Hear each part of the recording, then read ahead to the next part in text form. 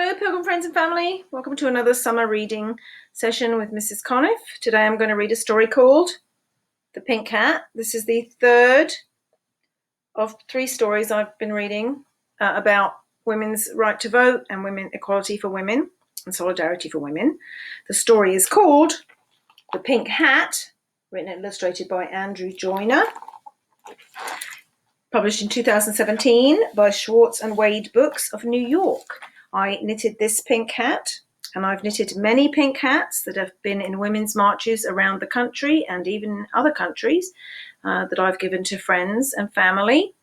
And so I have quite a few of them on hand for whenever there's need for one of my friends or family to do a women's march again.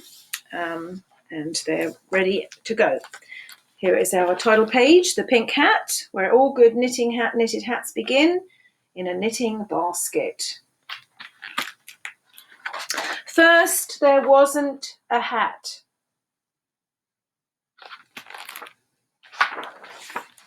Then, there was.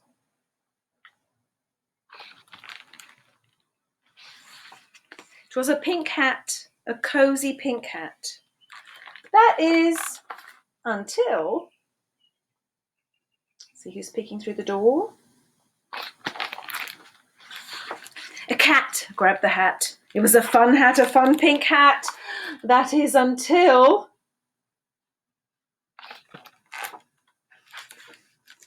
some children found the hat. It was a hard-to-reach hat. A hard-to-reach pink hat.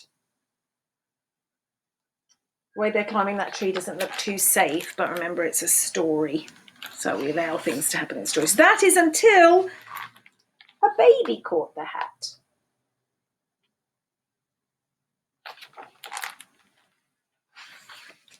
It was a warm hat, a warm pink hat. That is until, although this lady's not using it as a hat, is she? Not being used as a hat. A dog swiped the hat.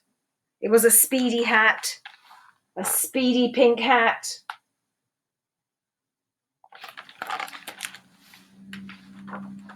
That is until a girl saved the hat.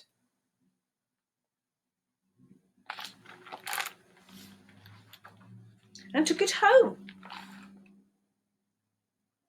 See, the dog is sitting next to her on the bus. Inside the hat. The girl washed the hat and dried the hat and wore the hat.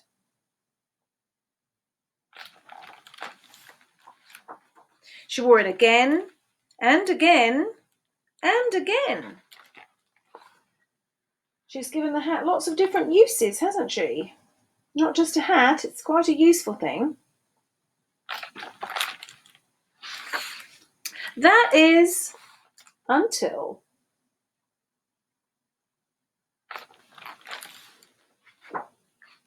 she wore her pink hat